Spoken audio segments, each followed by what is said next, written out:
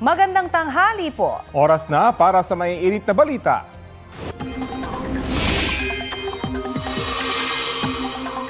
Lumakas bilang tropical storm ang binabantayang bagyo sa Pacific Ocean. May international name itong Nuri ayon sa Pag-asa. Namataan po yan sa layong mahigit 1,000 kilometro silangan ng Eastern Visayas. May taglayang lakas ng hangin na aabot sa 65 kilometers per hour. Sabi ng Pag-asa, hindi papasok sa Philippine Area of Responsibility ang nasabing bagyo. Pero nagpapaulan pa rin po ang trough o extension nito sa Dinagat, Surigao del Norte, Surigao del Sur at Davao Oriental. Base sa rainfall forecast ng Metro Weather, uulanin ang iba pang panig ng Mindanao sa mga susunod na oras. Posible rin ang ulan sa ilang bahagi ng Northern Luzon, Aurora, Quezon Province, Mindoro, Palawan at Visayas. May tsansa rin ng ulan sa ilang panig ng Metro Manila. Sa gitna ng mga banta ng ulan, bahagya pa rin magiging mainit at malinsangan sa ilang lugar. 39 degrees Celsius ang posibleng heat index sa Masbate at Zamboanga City, habang 37 degrees Celsius sa Coron, Palawan, San Jose Occidental, Mindoro, Daet, Camarines Norte at sa Cotabato City. Dito naman po sa Metro Manila, aabot sa 33 degrees Celsius ang heat index sa Pasay. Bumaha sa Hagonoy, Davao del Sur dahil sa masamang panahon. Pinasok ng tubig ang ilang bahay sa barangay Lapu-Labaw. Wala pa raw isang oras mula ng umulan noong Lunes nang dapit hapon nang mapansin ng mga residente na nagsisimula ng bumaha. Magdamag silang nagbantay sa pagtaas ng tubig.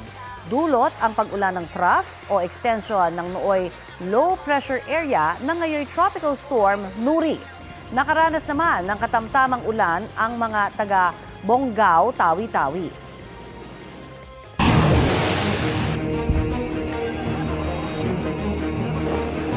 Kinumpirma ng Department of Migrant Workers na nawawala ang isang Pinoy seafarer matapos tamaan ng missile ng Iran ang sinasakyan niyang tugboat sa Strait of Hormuz nitong March 6. Ayon kay DMW Secretary Hans Kakdak, ipinadala ang tugboat para tulungan ang isang barko na tinarget din ng Iran. Ganyan din daw ang ikinuwento ng Pinoy sa kanyang misis nang huli silang magkausap. Sabi ni Kakdak, wala ng ibang Pinoy sa naturang insidente.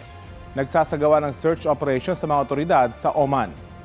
Nakipag-ugnay na rin daw ang DMW sa may-ari ng barko na nagpadala ng tugboat at sa manning agency ng Pinoy. Bago nito, dineklara ng warlike operation areas ang Strait of Hormuz at Persian Gulf bunsod ng gulo sa Middle East. Ayon sa DMW, pwedeng tumanggi ang mga Pinoy seafarer na sumakay sa barko kung dadaan ito sa mga naturang ruta. Ang Strait of Hormuz ang isa sa mga daanan ng langis at natural gas mula sa Middle East. Matapos sumiklab ang gulo, sinabi ng Iran na hindi sila papayag na lumusot ang kahit 1 litrong langis hanggat hindi tumitigil ang mga pag-atake sa kanilang bansa. May tiniyak si Pangulong Bongbong Marcos tungkol po sa supply ng langis sa Pilipinas ngayong patuloy ang krisis sa Middle East. Ang mainit na balita mula sa New York City, hatid ni Joseph Morong. Sa harap ng krisis sa Middle East, pagtitiyak ng Pangulo may sapat na supply ng krudo ang Pilipinas at hindi dumadaan sa Strait of Hormuz ang krudong kinukuha ng bansa. In terms of supply, we are in good shape. And not only do we have inventory in the Philippines, we also are awaiting some supplies coming in that are in transit. Ang pinaaral ko lang kung yung mga in transit, baka naman nandun sila sa lugar ng peligro. So para maging accurate yung kalkulasyon natin. Pero hindi naman daw. Yung pagsara ng Strait of Hormuz, hindi kasama dun sa kalkulasyon so far. Hihintayin daw muna talaga ng Pangulong Committee Report ng Kongreso bago niya sertipikahan na urgent ang mga panukalang bigyan siya ng emergency powers para suspindihin o bawasan ang excise tax na sinisingil sa mga inaangkat na produktong petrolyo. Hiniling ng Pangulo sa Kongreso na kapag pumalo ng $80 kada bariles ang presyo ng crude sa world market ay pwedeng gumamit ng emergency powers. Actually, I will declare it as urgent because there's no point declaring it as urgent before the committee report has been completed. What we asked of the legislature is really very simple, is that when the price of oil, at least this is the original version, when the price of oil has breached $80 per barrel on average for a month, then the emergency powers can be exercised. Does that mean that you will necessarily do it? But it can be exercised by the President. Yun lang ang hiningi. Sa talumpati naman niya sa harap ng special plenary session na inorganisa ng United Nations para sa kampanya ng Pilipinas para sa isang non-permanent seat sa UN Security Council, nanawagan ng Pangulo para sa kapayapaan sa gitnang silangan at sa iba pang lugar na may sikulot. We join calls for restraint, a de-escalation and cessation of hostilities, respect for international law, including the UN Charter and humanitarian law, and for all concerned to return to the negotiating table for peace.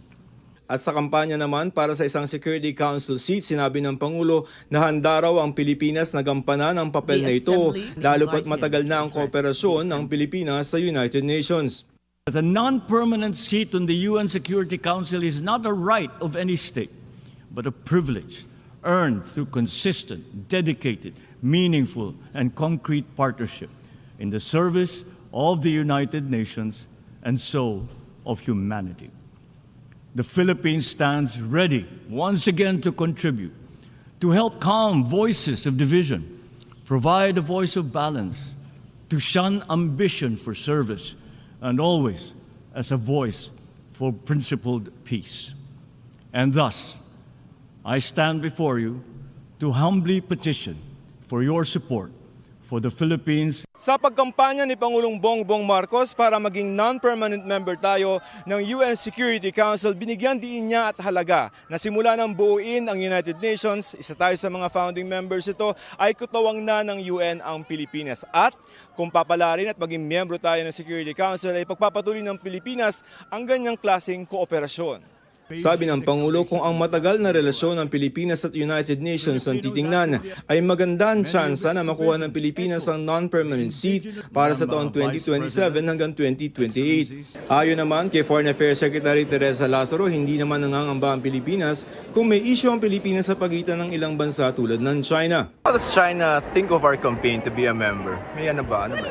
It's a family of nations, so may mga perceptions sila, but this is the UN. So it depends who is going to support that. China ba? Nag-object ba siya? You cannot object to election. Okay. Ayaw mo, magboboto. Gusto mo. Two-thirds ng 193 na mga miyembro ng United Nations ang kailangan ng Pilipinas para maging non-permanent member ito ng UN Security Council. Sa June 3 ang magiging botohan para dyan. Mula rito sa New York, Joseph Morong, nagbabalita para sa GMA Integrated News.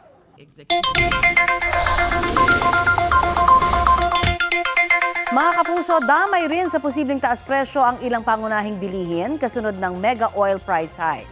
Ayon sa Department of Trade and Industry, apektado kasi ang gasto sa pagbiyahe at pag-iimbak ng mga produkto na aabot sa 10% ng production cost. Kabilang sa mga posibleng magtaas presyo ang tinapay, canned sardines, canned meat, processed milk, instant noodles, bottled water at kape. Sa ngayon, wala pa raw manufacturer na formal na sumulat sa DTI para humiling ng taas presyo. Ang mga produkto naman na wala sa suggested retail price guide, maaaring magtaas ng presyo nang hindi na humihingi ng pahintulot sa kagawaran. Ito ang GMA Regional TV News. Huli kamang pagtakas ng isang rider matapos niyang mabangga ang isa pang motorsiklo. Nag-overtake ang motorsiklong yan sa E. Rodriguez Avenue sa Antipolo, Rizal nang bigla niyang mabangga ang motorsiklo. Gumilid ang nakabanggang rider at pansamantalang huminto, pero maya-maya ay biglang tumakas. Inabol siya ng ilang motorista, pero kahit naharangan ay nagdire-diretso pa rin ang rider. Nagpapagaling na sa kanilang bahay ang biktimang rider. Panawagan niya sa nakabangga sa kanya, humarap na at magbayad ng danyos. Patuloy pang hinahanap ng mga pulis ang nakabanggang rider.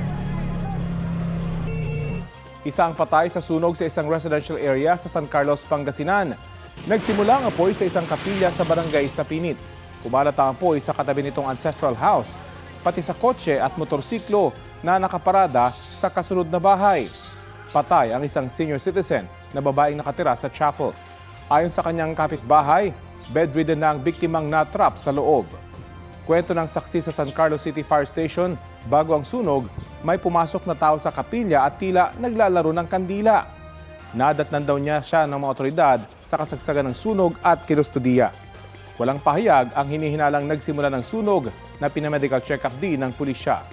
Tuloy ang investigasyon ng mga otoridad. Nabangga ng isang kotse ang magkaangkas sa motorsiklo habang lumiliko sa isang U-turn slot sa Cebu City. Naipit ang rider sa ilalim ng kotse. Agad namang nakatayo ang angkas. Kwento ng uploader ng dashcam video, pinagtulungan nila ng mga motorista at traffic enforcers na iangat ang kotse para matanggal sa pagkakaipit ang rider. Napansin din daw nila na humihingi ng tulong ang misis ng driver na nasa sasakyan dahil inatake pala sa puso ang kanyang asawa.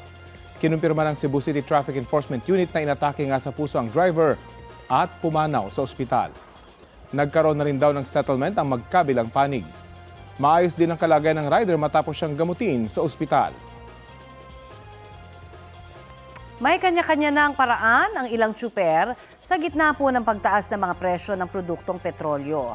Ang ilan sa kanila babawasan muna ang pamamasada o kaya naman ay maghahanap muna ng ibang pagkakakitaan. Balitang hatid ni Ian Cruz. Sa nakalululang taas presyo ng langis, mahabang pila at pag-iisip kung makakabawi ba, mga namamasada ang unang-unang umaaray sa mega oil price hike. Wala, bigat, ang hirap. Parang dito na napupunta yung kita eh. Minsan pag wala pa sa hero, wala na. Kahit si baga mo, mauubos din gas mo, may pila ka ulit. Panibago na namang yung bill, di ba? Wala tayong magagawa. Laban lang. Ang tsuper na si Alison, nakaapat na ikot na raw pero wala pang kinikita. Hanggang mamaya pa ako nito. Hindi ko alam kung kikita. Kauspot ang grupo ko sa Danmarod, sa Tayuman at sa Blumentritt, talagang napakabigat po. Sabi nga nila, palagay ko, kahobit hindi raw namin makakaya. Kami po muna siguro mag-construction workers o magtitinda muna kami ng mga barbecue. Ganito rin daw ang plano ng ilang driver sa Malolos. Dahil yung isang biyahe po namin ay may 100 lang po ang kinikita namin, 80 pa ang ulo. So mapipilitan siguro huminto muna yung iba pamamasada at paubaya muna sa mga operator habang naghihintay pa ng ayuda mula sa gobyerno. Pinag-aaralan namang bawasan ang mga araw ng pagbiyahe ng mga traditional jeepney na sakop ng One Pangasinan Transportation Federation. Oras na ipatupad ito, ayon sa grupo, hanggang 35% ang mababawas sa mga bumibiyahing jeep sa buong probinsya kada araw. At least kikita ang jeepney natin. Pati boundary hindi siya masyadong maapektuhan. Pag-adjust lang siya. Sa Dagupan City, babawasan din ang bibiyahing bus kapag kaunti lang ang pasahero at magdaragdag na lang daw kung kailangan. Ilang magsasaka naman sa Mangaldan ang nagsabing baka hindi muna makapagtanim bunsod ng pahirapang pagbili ng petrolyo. Nakahanda naman na ang pondo ng Department of Agriculture para sa fuel subsidy. 75 million pesos ang ilalaan sa mga mangingisda at 75 million pesos din sa mga magsasaka. Pati turismo, apektado. Planong itaas ang singil sa ilang nirerentahang sasakyan sa Bohol para sa mga ibubuk pa lang ayon sa Bohol Confederation of Tourist Transport Providers. Susundin ang dating presyo sa mga nakapag-reserve na bago ipatupad ang taas presyo sa langis. Plano ring dagdagan ng 10 piso ang pasahe sa ilang bumibiyaheng fiberglass boat sa Guimaras. Sa una, ang presyo pa lang is 50 something. Subong sa mga gas station na may ara na 70 plus. Ang pinakanubo is 65 up. Dako gini ang kita namon, grabe gini pagbuhin. Will entirely depend on their presentation. Kaya siyempre kinanglan Manila nga ipatpat sa aton nga mga local government units nga mapasaka sila kag ano ang kantidad nga ipasaka nila. Umaaray din sa labis na pagmahal ng langis ang ilang maliliit na negosyante sa Kalibo, Aklan. Kailangan namin itaas yung presyo ng aming mga pagkain. Tapos, yung mga bilihin sa market, tataas din yan. Sana tutulungan tayo ng ating gobyerno. Sa Zamboanga City, isang gasoline station ang nagsara na muna habang naghihintay ng bagong supply. Ganoon din ang isang gasolinahan malapit sa Baguio General Hospital. Ayon sa ilang motorista, nagkakaubusan din sa iba pang gasolinahan. Sa buong lungsod, mas mahal ng hanggang 10 piso ang kada litro ng langis kumpara sa ilang mabababang lugar. Ang diesel, halos 90 pesos na ang presyo kada litro sa Baguio sa isa sa mga gasolinahan nito, kumpara sa hanggang 77 pesos lang sa Metro Manila. Kabilang sa pinakamalapit nilang source, ang oil depot ng Poro Point sa La Union na nasa Kapatagan at halos 60 kilometro ang layo sa Baguio. Sa delivery po kasi, medyo mas malayo po dito, tapos paangat po kasi yung delivery kaya medyo mas mahal po. Unlike po sa baba po na mas malapit po yung talagang pinagkukunan po namin ng fuel. Tulad ng Baguio, mas mahal din ang presyuhan sa iba pang malalayong isla at lugar sa bansa. Sa Batanes, nasa 95 pesos na ang kada litro ng diesel. Ang pinakamalapit na oil depot sa kanila, nasa Ilocos Region pa. Sa isla ng Catanduanes, nasa 88 pesos kada litro na ang diesel. Habang sa Masbate Island, hanggang 92 pesos ito kada litro. Ang Piston, planong maghain ng 5 pisong provisional fare increase para sa buong bansa. Pero baka hindi na raw yan kailanganin kung may patutupad ang hiling nilang ibasura ang oil deregulation law at tanggalin ang excise tax at VAT sa langis. Ang fuel subsidy makakatulong raw pero hindi sagot sa kinakaharap nating krisis. Sinasabi ng mismo ng LTFRB na magbibigay sila ng 5,000, ito ay kukonsumin lamang natin sa loob ng 3 araw na pamamasada. Anong saysay ng fuel subsidy kung tuloy-tuloy na tumataas ang presyo ng petrolyo? Ian Cruz nagbabalita para sa GMA Integrated News.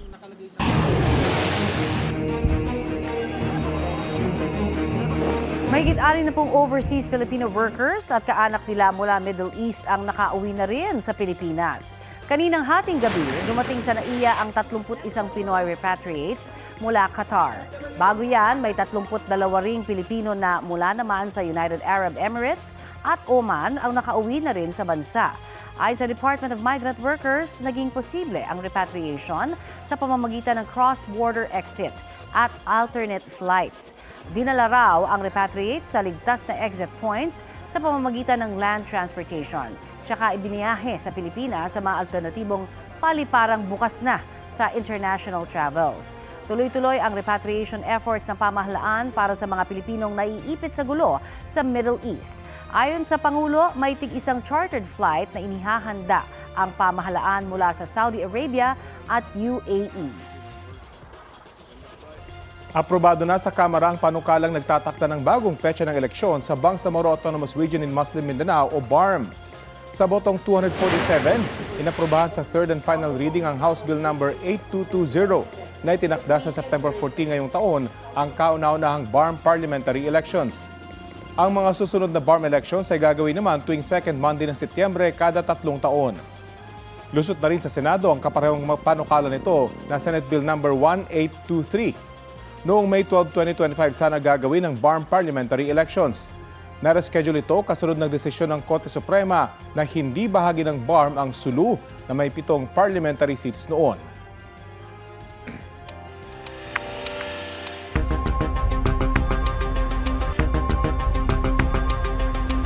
Ikinababahala ng mga kaanak ng mga nawawalang sabongero na nasa kustodiya pa rin ng Philippine National Police sa halip na nasa regular na kulungan ang mga pulis na akusado.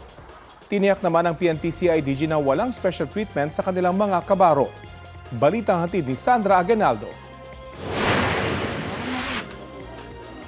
Bukod sa patuloy na pagtatago ng negosyanteng si Charlie Atong Ang, may ilang bagay na kinababahala ang mga kaanak ng missing sabongeros na ipinarating nila sa Department of Justice o DOJ.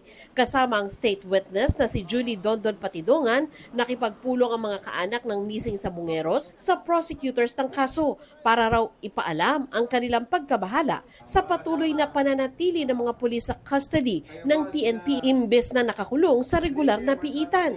Si Ang at iba pang akusado ay nahaharap sa 26 counts ng kasong kidnapping with homicide at kidnapping with serious illegal detention kaugnay sa pagkawala ng mga sabongero. Magkakaroon po ng special treatment dapat malipat sa regular jail. Nananawagan po kami kay Sir Nartates and Morico na sana pagbigyan po nila yung hinihiling po namin.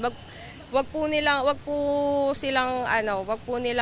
ibigay lahat ng simpatsya para po doon sa mga pulis na alam po naman natin na merong kinalaman sa kaso namin. Ayon sa PNP, 14 na pulis ang nakakulong sa PNP Custodial Center habang naghihintay ng commitment order para sa kanila. Pero hiniling daw ng abogado ng mga akusado sa korte na manatili sila sa PNP custody dahil sa umunay banta sa kanilang buhay. Ayon sa PNP Criminal Investigation and Detection Group o CIDG, partially approved ng korte ang mosyon ng mga akusado habang hindi pa ito isinasalang sa hearing. Ginarantyahan din ng PNP CIDG na hindi sila binibigyan ng special treatment sa kulungan. Hiniling naman ng mga kaanak ng nawawalang mga sabungero sa DOJ na i-consolidate ang mga kaso kaugnay dito. Sa ngayon kasi, dinidinig ang mga ito sa iba't ibang korte sa Lipa City, Batangas at sa Santa Cruz at San Pablo sa Laguna. Hirap din daw ang ilan sa kanila sa pamasahe para mapuntahan ang mga hearing. Kasi siyempre sa totoo lang, ang hirap po ng pinagdadaanan ng complainant. Mahirap na, pinahihirapan pa. Biktima na, pinahihirapan pa. Bukod dyan, kumuha na rin daw sila ng private lawyer para makatulong sa prosecutors ng DOJ. Nag-ambag-ambag kami para sa private prosecutor para at least maka-monitor po lalo, makatulong sa case namin na mabigyan kami ng linaw, na mga updates. Wala pang reaksyon sa ngayon ng DOJ kaugnay sa mga idinulog na issue ng mga kaanak ng missing sabongeros. Pinaghahanap pa rin ng mga otoridad si Ang at may alok na 20 million pesos na reward sa sino mang makapagtuturo sa kanya. Sandra Aguinaldo, nagbabalita para sa GMA Integrated News.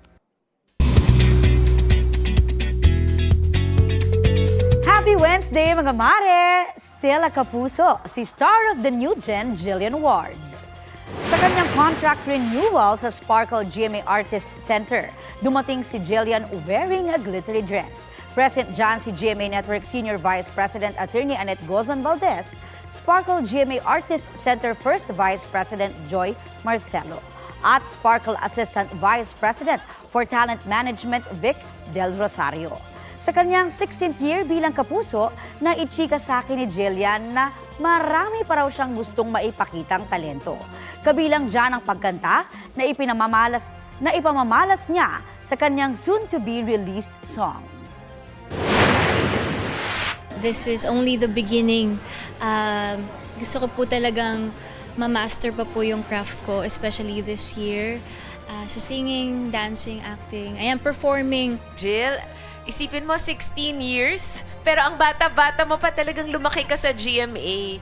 And we've seen your growth as an artist, as a person. Sobrang galing ng evolution mo. You can reinvent yourself. You have that star factor na hinahanap talaga ng lahat.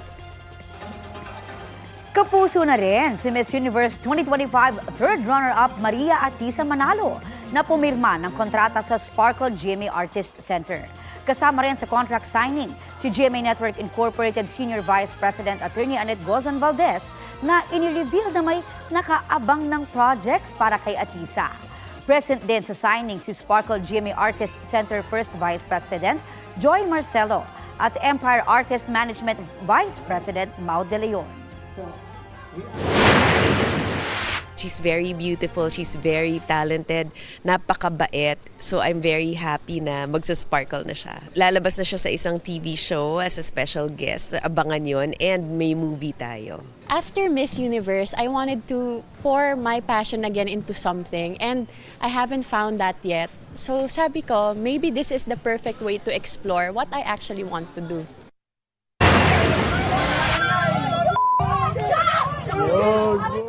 Nagpambuno ang dalawang estudyanteng babae sa kalsada batay sa video na kuha nitong Lunes ng gabi sa Calamba, Laguna. Maya-maya, dalawa pang babayang nakisuntok sa bunot at kaladkad sa isa sa mga babae. Pinablatter na ito sa Anti-Violence Against Women and Their Children Desk sa barangay. Napagalamang dati na may alita ng mga estudyanteng nasa video at pangatlong beses na ang nangyaring gulo. Ayon sa paaralan ng mga estudyante, bibigyan ng guidance counseling ang mga nasa video. I-report din daw nila ito sa Regional Office ng Department of Education. Bukod sa mega oil price hike, lalo pang bibigat ang pasanin ng mga consumer sa Pilipinas dahil nag-anunsyo na rin po ng taas singil sa kuryente ang Meralco. Balitang hatid ni Mariz Umali. May negosyong barberya si Benji. Bumili raw siya ng generator para mas makatipid sa kuryente. Ang kaso, tumaas naman yung gasolina ngayon. Kaya di ko alam paano nagagawin niyo yun. ngayon pa nga lang daw hirap na siyang magbayad kaya mahigit 87,000 pesos ang naipong bayarin nitong nakaraang 5 buwan. Kaunting higpit pa ng senturuan dahil nag-anunsyo na ng dagdag singil sa kuryente ang Meralco. Tumaas daw kasi ang transmission at generation charge. 70% ang itinaas ng ancillary service charges ng National Grid Corporation of the Philippines, habang humigit kumulang 38 centavos naman kada kilowatt hour ang nadagdag sa generation charge dahil sa fixed charges na kaugnay ng ikalawang extension ng Power Purchase Agreement.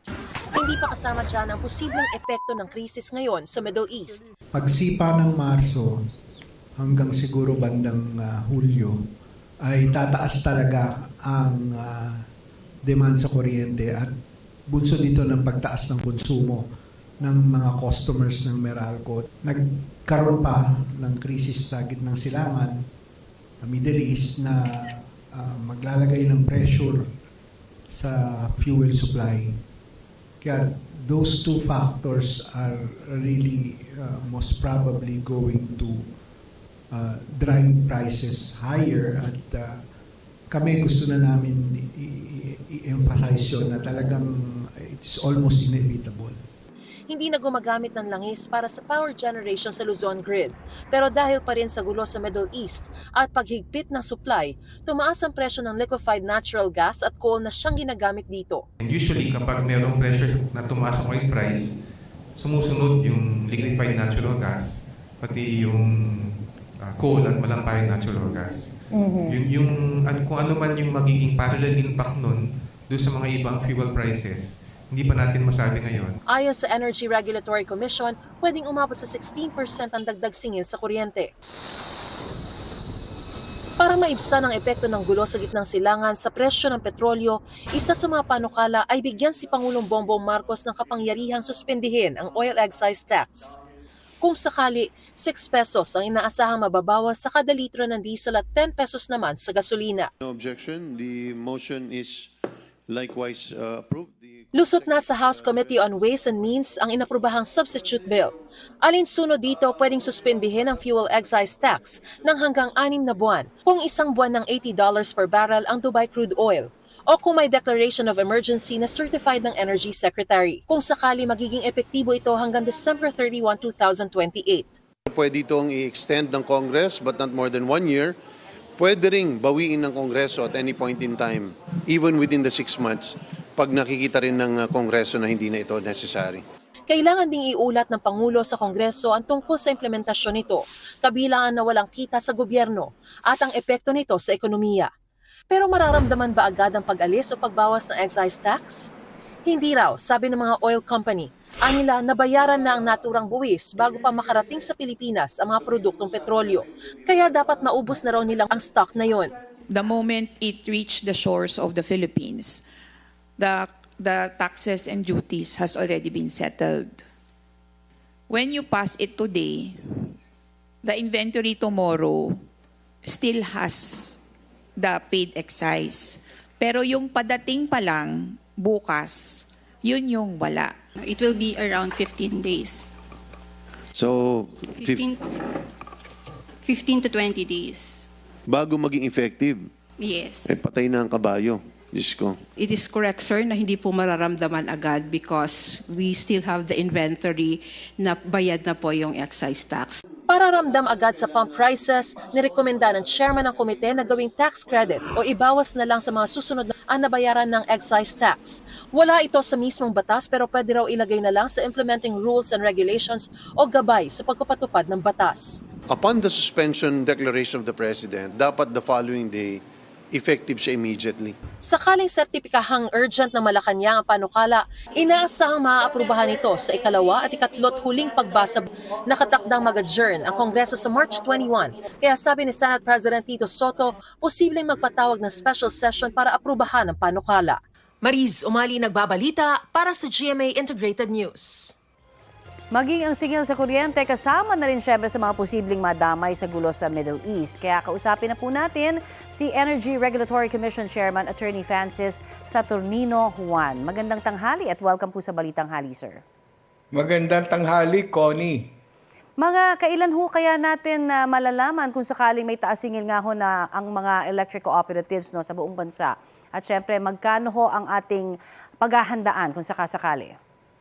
Yung pagtataas ay inaasahan na natin dahil kahit pa man walang krisis sa Middle East, sa tuwing magkakaroon naman ng pag-init ang panahon, ay tumataas talaga ang singil sa kuryente dahil mas tumataas ang demand.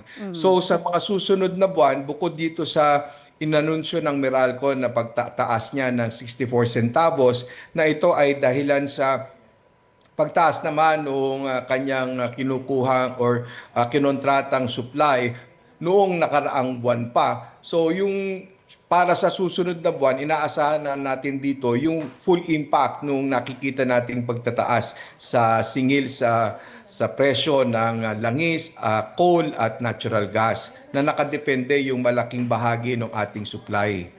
So bandang Abril o Mayo ho talaga natin mararamdaman? Oo, starting April at May, mararamdaman na natin as bunsod sa pagtaas ng presyo sa pamilihang pandaigdig ng panggatong at yun na rin dahil sa pagtaas ng demand. So magkakasabay siya, so talagang inaasahan natin na magiging malaki ang pagsipa ng presyo sa kuryente. Oho, sabi ho kasi kanina 13.81 pesos per kilowatt hour po ang singil sa Meralco. Maaari ho itong tumaas pa? Ano ho ang inyong tansya? Oo, yung sinasabi ng iba na maaring aabot ng 15 pesos per kilowatt hour, hindi malayo na mangyari yan. Baka nga mas mataas doon sa iba pang mga utilities na malaki ang kanilang pinagkukunang supply na maapektuhan noong pagtaas sa panggatong. Especially sa mga electric cooperatives po sa mga probinsya dahil ngayon pa lamang daw doble na ba ang singil sa kuryente? Oo, medyo may kataasan din yung sa ibang mga electric cooperatives natin dahil yung kanilang nakokontrata ay mas mataas kaysa doon sa ibang mga malalaking utility tulad ng Meralco. Kasi nga sila ay maliliit lang, kaya kung sila ay naghahanap ng supplier, ay medyo may nag-o-offer sa kanila pero hindi ganoon kababa kumpara doon sa nagsisipag-offer sa mga malalaking utility. Opo. Okay, may hakbang na ho ba ang ERC para matiyak syempre na hindi naman na masasamantala po ng iba pong mga electric cooperatives kaya at dito po sa Meralco yung taas singil? Ang ating ginagawa ay i-monitor talaga yung galawan sa merkado sa ating wholesale electricity spot market kung mararating naman yung presyo na sinet natin upang sumipa yung price cap o yung secondary price cap ay mamimitigate somehow yung pagtaas ng presyuhan dito. Kung magkakaroon naman through ng additional fuel cost or adjustment yung mga nagsusupply sa mga utilities under bilateral supply contracts, tinitingnan natin kung ito nga ay makatwiran at naaayon doon sa kontratang pinasok nila. Pagdating naman doon sa mga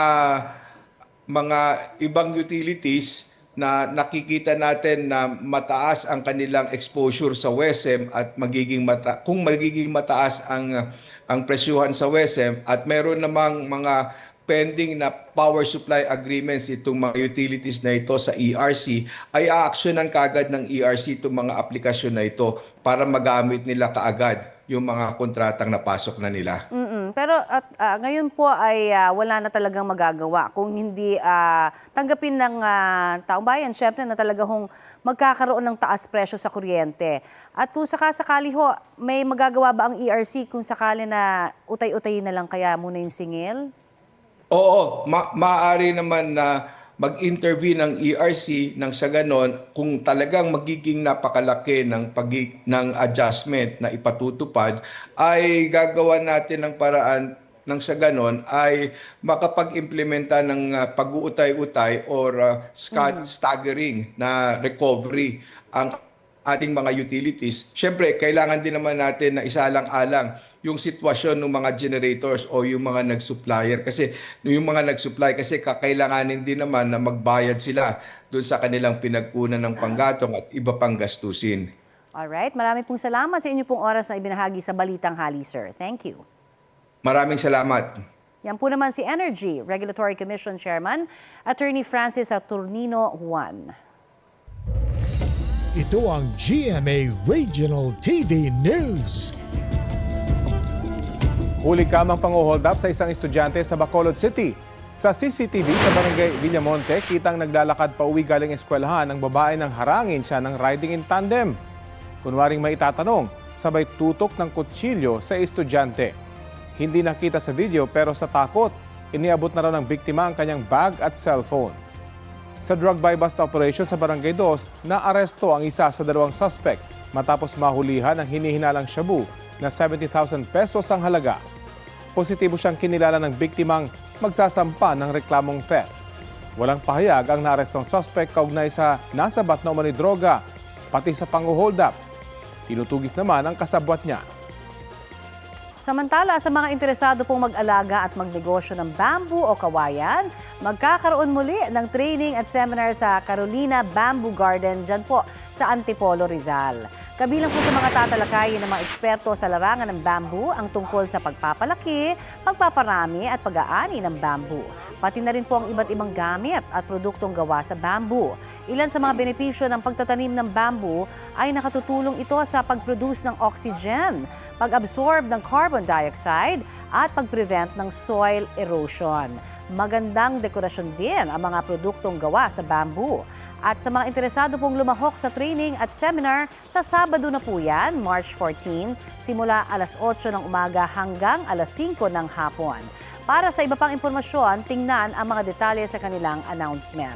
Maaari namang i-scan ang QR code para sa address ng Carolina Bamboo Garden.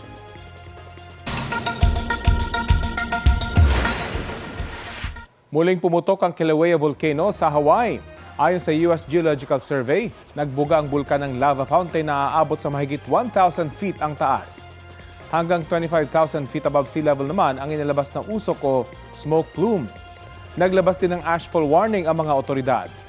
Inanunsyo ng Hawaii County Civil Defense Agency ang pagsasara ng Highway 11. Sarado rin ang paligid ng Kilauea Summit ayon sa Hawaii Volcanoes National Park.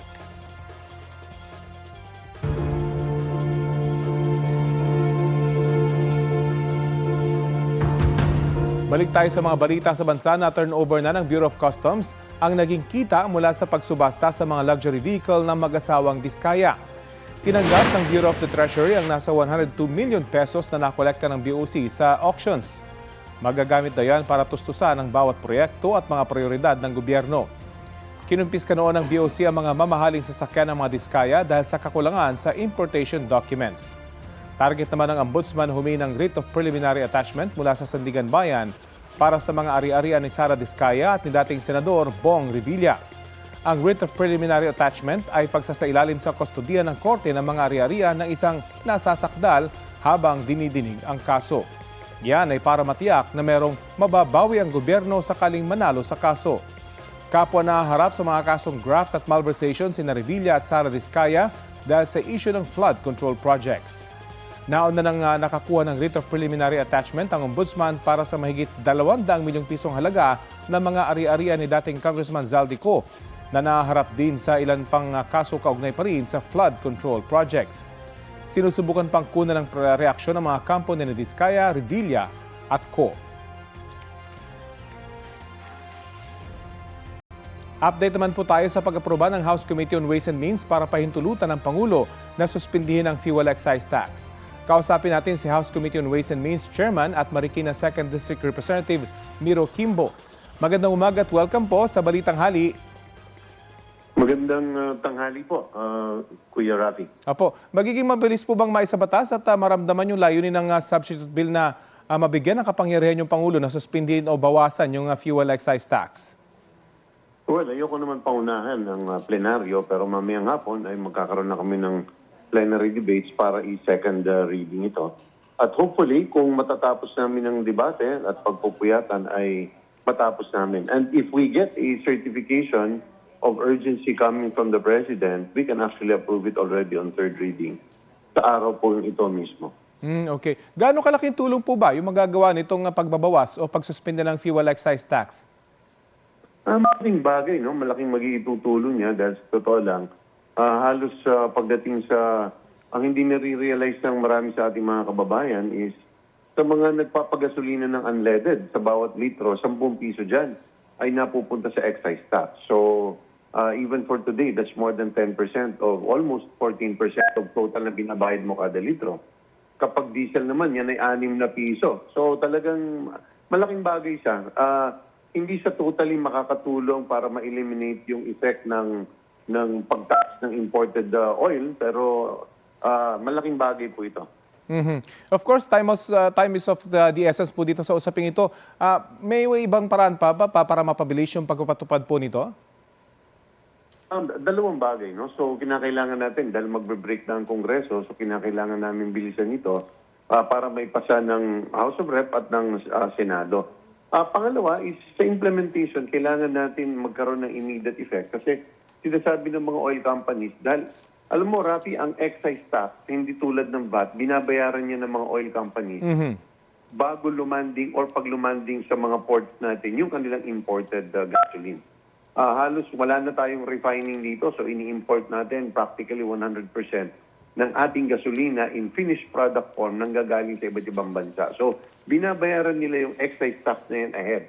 So, front load nila, 10 piso sa unleaded, halimbawa, 6 na piso sa diesel, 4 na piso sa kerosene.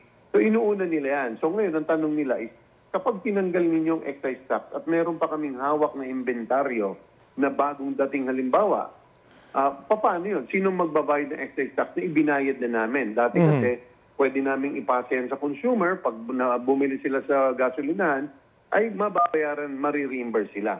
So, sabi nila, pwede bang payagan kaming maubos muna yung inventaryo bago namin i-implement yung pagtanggal. Pero sa tingin natin is kailangan ng immediate relief ang ating mga kababayan. So, ang ating proposal dyan is na kung ano man ang naibayad na nila sa araw na ito, hindi muna lahat ng ibebenta after the pronouncement of the President the following day ay kailangan bawas na kaagad ng excise tax para may full effect.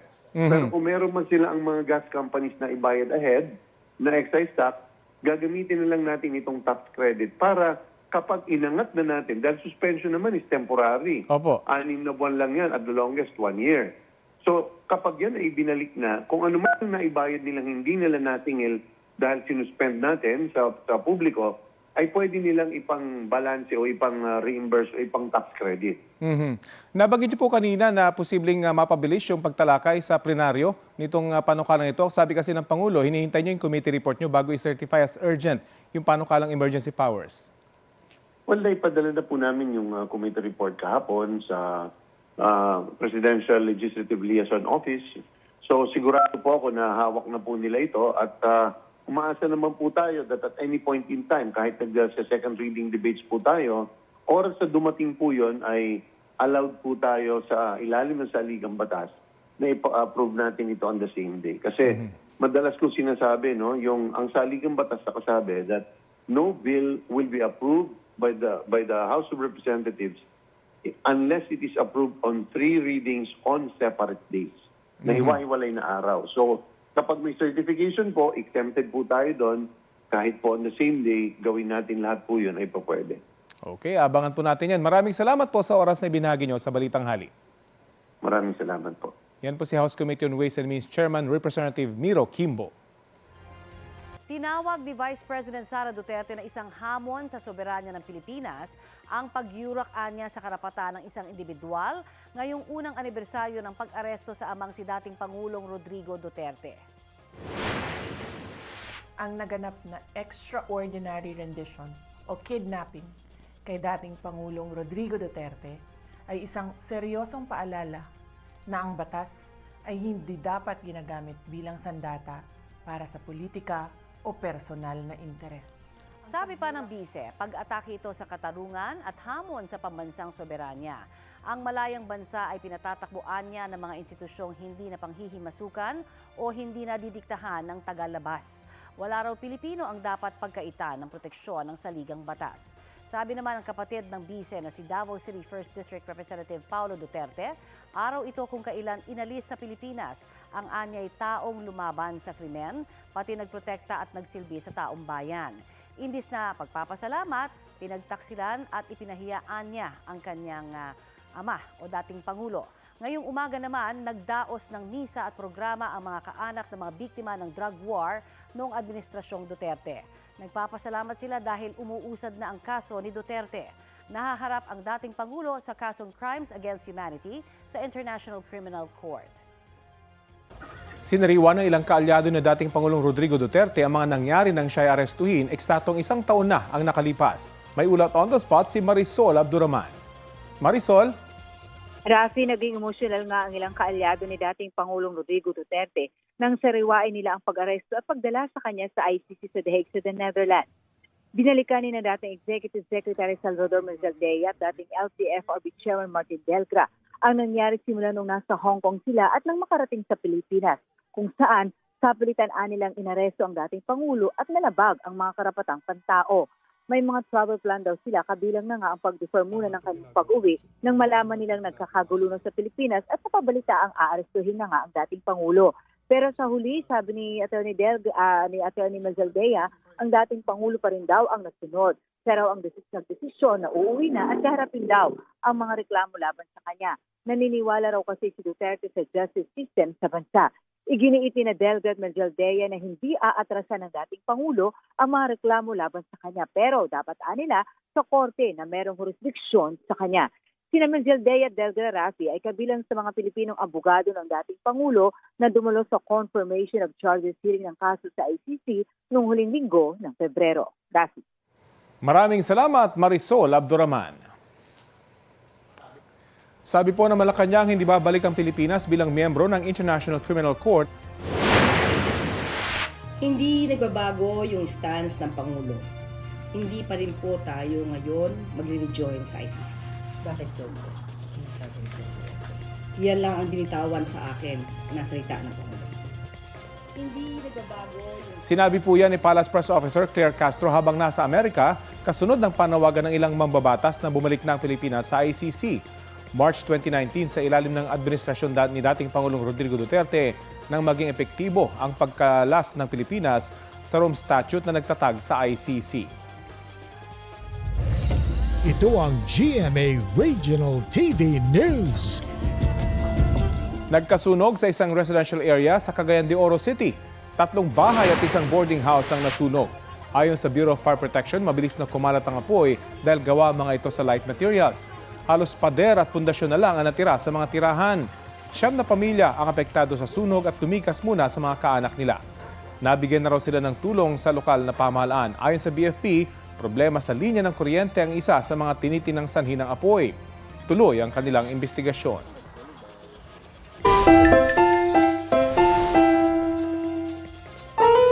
May dagdag na core memory ang tampok nating parents sa General Trias, Cavite. Sa gitna ng kanilang seryosong usapan, may ibang plano ang kanilang baby.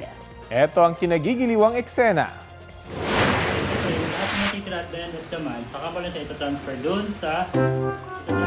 Ayan o. Budget kasi ang topic ng mag-asawang Micaela at JV. Pero ang 10-month-old baby nilang si Kellen ay binabudget naman ang sariling tulog. Kwento ni Mommy, sa umpisa ay tila nakikinig naman ang sanggol. Pero nang makarating ang usapan sa pera, para bang hinele ang bata habang kalong ni Daddy. Ang netizens relate much at inaantok din naman daw pag hinaluan na ng math ang kwentuhan. Ang video ni Kellen halos 200,000 views na. Aba, trending! Di ba nakaka-gising nga ang budget? Ito po ang Balitang Halid. Bahagi kami ng mas malaking misyon. Ako po si Connie Season. Rafi Tima po. Kasama niyo rin po ako, Aubrey Carampel. Para sa mas malawak na paglilingkod sa bayan. Mula sa GMA Integrated News, ang News Authority ng Filipino.